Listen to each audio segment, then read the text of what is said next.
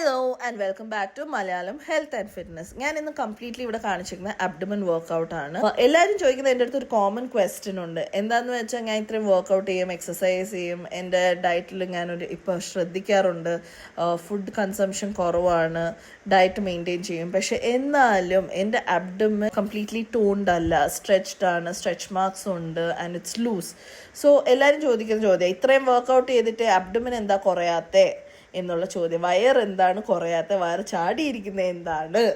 അതെന്താണെന്ന് വെച്ചാൽ എനിക്ക് ഒരു 1 year ബാക്ക് ലെഫ്റ്റ് പാരോറിയൻ സിസ്റ്റ് ഉണ്ടായിരുന്നു ആൻഡ് ഞാൻ ലാപ്രോസ്കോപ്പിക് സിസ്റ്റെക്ടമി ചെയ്ത് അത് റിമൂവ് ചെയ്തായിരുന്നു. ഇറ്റ് വാസ് ഓൾമോസ്റ്റ് 15/12 centimeters ഞാനിവിടെ അറ്റാച്ച് ചെയ്തിട്ടുണ്ട്, നിങ്ങൾക്ക് നോക്കാതെ. ആൻഡ് സോ ആ ടൈമിൽ എൻ്റെ അബ്ഡമൻ ഭയങ്കരമായിട്ട് സ്ട്രെച്ച്ഡ് ആയിരുന്നു, ലൂസായിരുന്നു, വയറ് വെച്ചായിരുന്നു. സോ അതുകൊണ്ടാണ് ഞാൻ അബ്ഡമനിൽ ഞാൻ ഓവറായിട്ട് ഞാൻ ഫോക്കസ് ചെയ്ത് എക്സസൈസ് ചെയ്യാറില്ല. ഞാൻ ഫസ്റ്റ് എൻ്റെ ഹോൾ ബോഡി വെയിറ്റ് കുറച്ചിട്ടാണ് ഞാൻ അബ്ഡമനിലോട്ട് കോൺസെൻട്രേറ്റ് ചെയ്യാൻ തുടങ്ങിയത്. അതുകൊണ്ട് ഇപ്പോഴാണ് ആസ് സച്ച് ഞാൻ അബ്ഡമൻ വർക്കൗട്ടേ ചെയ്യുന്നത്. ബിക്കോസ് ഇല്ലെങ്കിൽ ഞാൻ പണ്ടൊക്കെ ചെയ്യാറുണ്ടായിരുന്നു, അപ്പം എനിക്ക് അബ്ഡമൻ മസിൽസ് ഞാൻ വർക്കൗട്ട് ചെയ്യുമ്പം എനിക്ക് അങ്ങനെ പെയിൻ വരാറില്ല, ഞാൻ അബ്ഡമൻ കോർ മസിൽസ് ഫോക്കസ് ചെയ്ത് ചെയ്യാറില്ലായിരുന്നു. ഇപ്പോഴാണെങ്കിൽ കുറച്ചെങ്കിലും എനിക്ക് കോർ മസിൽ ഫോക്കസ് ചെയ്യാൻ പറ്റാറുണ്ട്. എനിക്ക് അബ്ഡമൻ വർക്കൗട്ട് ചെയ്ത് കഴിഞ്ഞാൽ അബ്ഡമൻ കുറച്ച് സ്ട്രെയിൻ തോന്നാറുണ്ട്, ഇച്ചിരി പെയിൻ തോന്നാറുണ്ട്. അങ്ങനെയൊക്കെ തോന്നിയാൽ മാത്രമേ ഉള്ളൂ നമ്മൾ അബ്ഡമൻ മസിൽസിന് ചെയ്യുന്നുണ്ട്, മസിലിന് വീഴുന്നുണ്ട് ആ ചെയ്യുന്ന വർക്കൗട്ട് എന്ന് നമുക്ക് മനസ്സിലാക്കാൻ ഒക്കത്തുള്ളൂ. ഈ റീസെന്റ് ടൈംസിലാണ് നമ്മളുടെ ഓവറിയൻ സിസ്റ്റ്, പോളിസിസ്റ്റിക് ഓവറീസ് അതെല്ലാം ഇച്ചിരി കൂടുതലായിട്ട് കാണാൻ വന്നിട്ടുണ്ട്. ഇപ്പം റീസെൻ്റ് ആയിട്ട് നോക്കിയ റീപ്രൊഡക്റ്റീവ് ഏജ് ഗ്രൂപ്പിലുള്ള ഫീമെയിൽസ് 10 ഫീമെയിൽസ് ഒരു ഫീമെയിലിന് അറ്റ്ലീസ്റ്റ് പോളിസിസ്റ്റിക് ഓവറീസ് ആണോ ഇല്ലെങ്കിൽ ഓവറിയൻ സിസ്റ്റ് കാണും. പക്ഷെ നമ്മളുടെ ഗ്രാൻഡ് മദേഴ്സ്, അവരുടെ മദേഴ്സ്, അവർക്കെല്ലാം ഇതൊന്നും ഇല്ലായിരുന്നു. ഈ ഡയഗ്നോസ് ആയിട്ടുണ്ടാവത്തില്ല, പക്ഷെ most of them never had it. It is because അവരുടെ ലൈഫ് സ്റ്റൈൽ അങ്ങനെ അല്ലായിരുന്നു. നമ്മളുടെ ലൈഫ് സ്റ്റൈൽ ഡിഫറെൻ്റ് ആണ്. ജങ്ക് ഫുഡ് ഉണ്ട്, പൊല്യൂഷൻ ഉണ്ട്. So there are lot of causes for it. Particular ആയിട്ട് ഈ ഒരു കോസ് കാരണമാണ് നമുക്ക് ഓവറിയൻ സിസ്റ്റ് വരുന്നതില്ല, പോളിസിസ്റ്റിക് ഓവറീസ് വരുന്നതെന്ന് ആരും കണ്ടുപിടിച്ചിട്ടില്ല.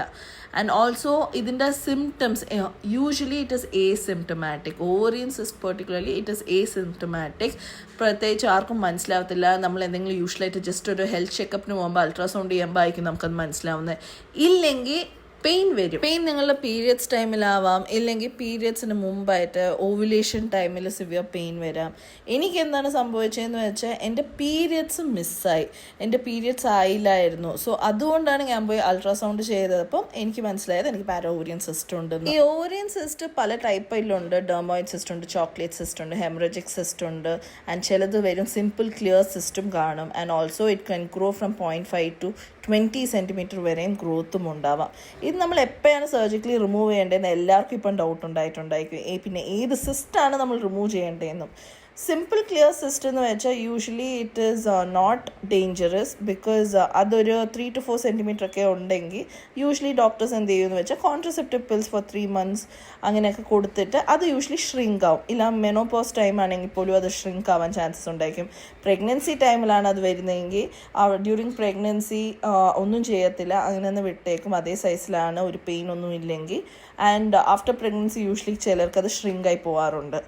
ബട്ട് ഈ 5 to 6 centimeters ഒക്കെ ആയിട്ട് ഗ്രോ ആവുന്നുണ്ട് സിസ്റ്റ് എങ്കിൽ നമ്മളത് ലാപ്രോസ്കോപ്പിക്കലി റിമൂവ് ചെയ്യേണ്ടതാണ്. ഇപ്പോൾ കുറേ പേർക്ക് ഡൗട്ട് വരും, ഈ സിമ്പിൾ ക്ലിയർ സിസ്റ്റ് ഹാംഫുൾ അല്ല എന്ന് ഞാൻ പറഞ്ഞു. ആൻഡ് നിങ്ങളുടെ ഫാമിലി കംപ്ലീറ്റ് ആയിട്ടുണ്ട്, അങ്ങനെയുള്ള ഫീമെയിൽസ് യൂഷ്വലി എന്ത് ചെയ്യുമെന്ന് വെച്ചാൽ സിസ്റ്റ് വലുതാണെങ്കിലും അങ്ങനെ തന്നെ ഇരുന്നോട്ടെ, ഒന്നും ഹാം ചെയ്യാൻ പോകുന്നില്ല. മേ ബി മെനോപോസ് ആകുമ്പോൾ ഷ്രിങ്ക് ആവാം, ഇല്ല കോൺട്രസെപ്റ്റീവ് പിൽസ് എടുത്ത് ഷ്രിങ്ക് ആക്കാം എന്നൊക്കെ വിചാരിച്ചിട്ട് കുറേ പേര് സർജറിക്ക് പോകാതിരിക്കാം. പക്ഷെ അത് അപ്പം കോംപ്ലിക്കേഷൻ വരാൻ സാധ്യതയുണ്ട്. എന്താണെന്ന് വെച്ചാൽ ഈ സിസ്റ്റിൻ്റെ സൈസ് വലുതാവുമ്പം അത് നമ്മൾ ഓവറീസിൻ്റെ പുറത്തിരിക്കുമ്പം ഓവറിയൻ ടോർഷൻ ആവാൻ ചാൻസ്, എന്ന് വെച്ചാൽ അത് ട്വിസ്റ്റ് ആകുമ്പോഴത്തേക്ക് അവിടത്തേക്ക് ബ്ലഡ് സപ്ലൈ കട്ട് ഓഫ് ആയിട്ട് ഓവറീസിൻ്റെ ഡെത്ത് ആവാനും ചാൻസസ് ഉണ്ട്. That leads to a complication.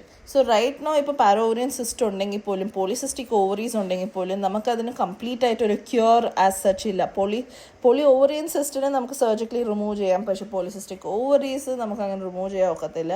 So നമുക്ക് എന്ത് ചെയ്യാം, അത് കാരണമുള്ള സിംറ്റംസും സയൻസിനും കുറയ്ക്കാൻ വേണ്ടി നമുക്ക് എന്ത് ചെയ്യാം എന്നുള്ളതാണെങ്കിൽ diet modification and strength training എന്ന് വെച്ചാൽ യൂഷ്വലി ആളുകൾ പറയും കുറച്ച് ദൂരം ഞാൻ വാക്കിംഗ് ചെയ്യാറുണ്ട്, ഒരു 30 minutes ഒക്കെ വാക്കിംഗ് ചെയ്യാറുണ്ട്, അതാണ് എക്സസൈസ് എന്ന് പറയും.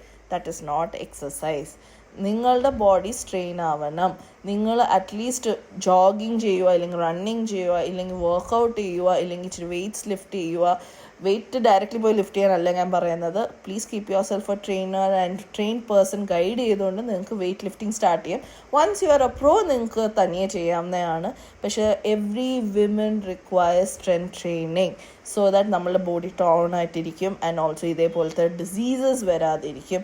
ആൻഡ് നമ്മളുടെ ബോഡി എപ്പം ഫിറ്റായിരിക്കും, നമ്മൾ ആക്ച്വലി നമ്പർ ഓഫ് ഡിസീസസ് നമുക്ക് വരുന്നത് പ്രിവെൻറ്റ് ചെയ്യാൻ പറ്റും. ഫോർ എക്സാമ്പിൾ ഈ പോളിസിസ്റ്റിക് ഓവറീസ് എല്ലാം കുറേ പേർക്ക് ലൈഫ് സ്റ്റൈൽ മോഡിഫിക്കേഷൻസും സ്ട്രെങ്ത് ട്രെയിനിങ്ങും ആയി വെയിറ്റ് കുറഞ്ഞപ്പം കുറേ പേർക്ക് റിവേഴ്സലായിട്ടുണ്ട്. ഞാൻ പേഴ്സണലി എൻ്റെ ഡയറ്റ് മോഡിഫിക്കേഷനും പിന്നെ റെഗുലറായിട്ട് എക്സസൈസും ചെയ്യാൻ തുടങ്ങിയപ്പം എൻ്റെ പീരിയഡ്സ് സർജറി കഴിഞ്ഞിട്ട് റെഗുലറൈസ് ആയിട്ടുണ്ട് and also I feel better and ഹെൽത്തിയോ. നിങ്ങൾ ജിമ്മിൽ പോയി അബ്ഡമൻ വർക്കൗട്ട് ചെയ്യുന്ന ആളാണെങ്കിൽ എൻ്റെ ഇന്നത്തെ വീഡിയോ നിങ്ങൾക്ക് യൂസ്ഫുൾ ആയിരിക്കും. നിങ്ങൾക്ക് നോക്കാം. അവൻ കുറേ എക്സസൈസ് നടുക്ക് കാണിച്ചിട്ടുണ്ട് which are really tough for me. എനിക്ക് അത്രയും പെർഫെക്ഷനിൽ ചെയ്യാൻ പറ്റിയിട്ടില്ലെങ്കിലും ഞാൻ ബിഗിനർ ആയതുകൊണ്ട് എനിക്ക് എത്ര പറ്റും ഞാൻ അത്രയും ട്രൈ ചെയ്തിട്ടുണ്ട്. Next time I will definitely do it. എല്ലാ എക്സസൈസും കഴിഞ്ഞിട്ട് നമ്മളൊന്ന് ഫ്ലെക്സ് ചെയ്തായത് ലാസ്റ്റിൽ. നിങ്ങൾക്ക് പാരോറിയൻ സിസ്റ്റിനെ പറ്റി എന്തെങ്കിലും ഡൗട്ട്സ് ഉണ്ടെങ്കിൽ കമൻറ്റ് എൻ്റെ അടുത്ത് ചോദിക്കാവുന്നതാണ്. നെക്സ്റ്റ് ഞാൻ PCOSനെ പറ്റി പറയുന്നതായിരിക്കും. Thank you.